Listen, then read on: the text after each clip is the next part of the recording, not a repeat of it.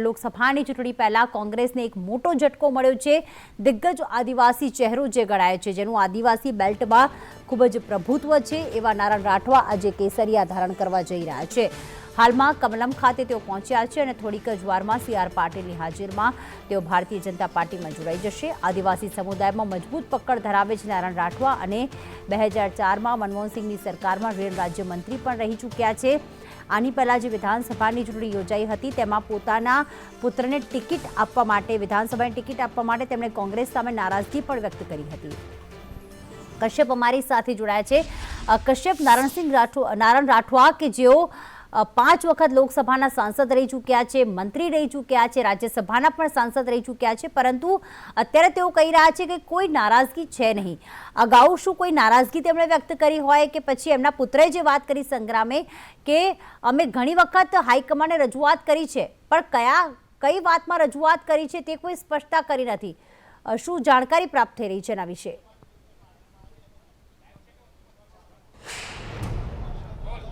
બિલકુલ જે પ્રમાણે નારણ રાઠવા છે તે કહી રહ્યા છે કે હાલ તેની કોઈ પક્ષથી નારાજગી નથી, પરંતુ હવે તે નિવૃત્તિના આરે છે અને તે પહોંચ્યા છે કમલમ ખાતે અને હવે ભગવો ખેસ ધારણ કરશે। માર્ચ મહિનામાં તેની ટર્મ છે તે પૂર્ણ થઈ રહી છે અને તે ટર્મ પૂર્ણ થાય તે પહેલા જ તે ભગવો ખેસ છે તે આજે ધારણ કરશે। તેના પુત્ર સંગ્રામ સાથે તે પહોંચ્યા છે અને સંગ્રામ રાઠવા જે છે તે પણ આજે તેની સાથે આજે ભગવો ખેસ ધારણ કરશે અને સ્થાનિક જે આગેવાનો છે, હોદ્દેદારો છે, તે પણ આજે તેની સાથે અહીંયા આવશે। આદિવાસી વિસ્તાર છે તેમાં તેની મજબૂત પકડ છે અને તેના કારણે જ ભાજપને આગામી લોકસભાની ચૂંટણી છે તેમાં ફાયદો થશે। છોટાઉદેપુર પંચમહાલ વિસ્તારની વાત કરીએ તો આ વિસ્તારો જે છે તે રાઠવા લેન્ડના નામે ઓળખાય છે અને તેણે એ વાત પણ કરી છે કે કેટલીક તેની નારાજગી હતી, હાઈકમાન્ડને રજૂઆત કરી હતી। સંગ્રામ રાઠવા સાથે વાત થઈ ત્યારે તેણે એ વાત કહી હતી કે નારાજગી હતી અને તેની રજૂઆત કરી હતી, પરંતુ તેનું કોઈ નિરાકરણ અત્યાર સુધી ના આવ્યું અને તેના કારણે જ આજે તે અહીં પહોંચ્યા છે। તેમના પુત્ર પ્રેમના કારણે અહીંયા આવ્યા કે કેમ તે અંગે પૂછતા તેણે કહ્યું કે તે અત્યારે સક્રિય છે, નગરપાલિકા હોય કે પછી સહકારી ક્ષેત્ર તેમાં તે સક્રિય છે અને હાલ જે પ્રમાણે ભાજપની નીતિ છે ને તેના કારણે તે અત્યારે ભાજપમાં જોડાઈ રહ્યા છે। જી બિલકુલ, ભારતીય જનતા પાર્ટીમાં જોડાઈ રહ્યા છે। પુત્ર પ્રેમ કહો કે પછી અનેક રજૂઆતો કહો, પરંતુ કશ્યપ, અમદાવાદના આદિવાસી વિસ્તારમાં રાહુલ ગાંધીની ન્યાય યાત્રા એટલે કે કોંગ્રેસની ન્યાય યાત્રા પહોંચે તે પહેલા જ આ મોટો ઝટકો છે। આદિવાસી પટ્ટામાં કોંગ્રેસને કેટલું નુકસાન થઈ શકે છે આના કારણે?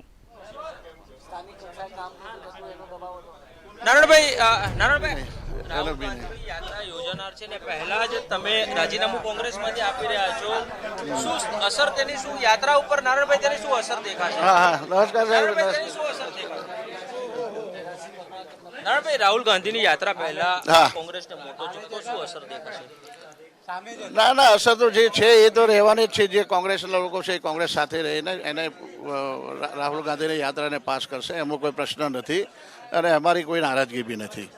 પાર્ટીની અંદર અમે લોકો આટલા વર્ષો સુધી સેવા આપી છે અને હવે અમે લોકો નિવૃત્તિના આરે છે। મારે અહીંયા વિકાસની ગાથાની અંદર થોડા કામો અટવાતા હતા, તો એ કામો સરળતાથી થાય, એક સૂત્રતા જળવાઈ જાય, એક પ્રવાહમાં અમે આવીએ તો આ વિના વિઘ્ને કામો બધા નીકળી જાય અને અમારા કાર્યક્રમો બી નીચે જે છે એ કાર્યક્રમોના પણ કામો સરળતાથી થાય અને વિના વિલંબે એના પણ કામો થઈ જાય, એવી દ્રષ્ટિ રાખીને અમે લોકો બ્રોડ માઇન્ડથી આ ભાજપ પાર્ટી જોઈન કરીએ છીએ।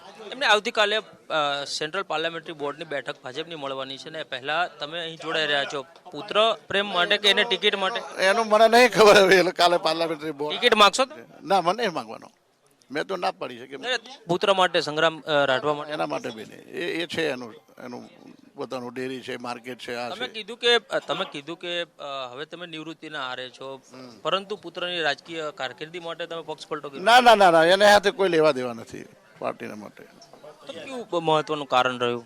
કોઈ કશું કારણ નહીં, એ તો મારા મનની વાત છે। મેં ત્યાંથી છોડીને અગાઉ તમને નારાજગી ખરી? 22માં ચૂંટણી સમયે ટિકિટ નહોતી આપી? ના, સુખરામભાઈને વિપક્ષ નેતા બનાવ્યા ત્યારે નારાજગી તમે વ્યક્ત કરી? ના, તે વખતે બી નહીં, કશું નહીં। એ નારાજગી નહોતી એ સમયે સુખરામભાઈને વિપક્ષ નેતા બનાવ્યા ત્યારે? ના, કોઈ નારાજગી નહીં। તો જે પ્રમાણે નારણ રાઠવા છે તે કહી રહ્યા છે કે એવી કોઈ નારાજગી નહોતી, પરંતુ તેમના અટકેલા કારણો છે વિના વિઘ્ન પૂર્ણ થાય તેના માટે થઈને તે અહીંયા પહોંચ્યા છે અને તે થોડી વારમાં જ ભગવો કેસ ધારણ કરશે. જી આભાર કશ્યપ તમામ વિગતો માટે.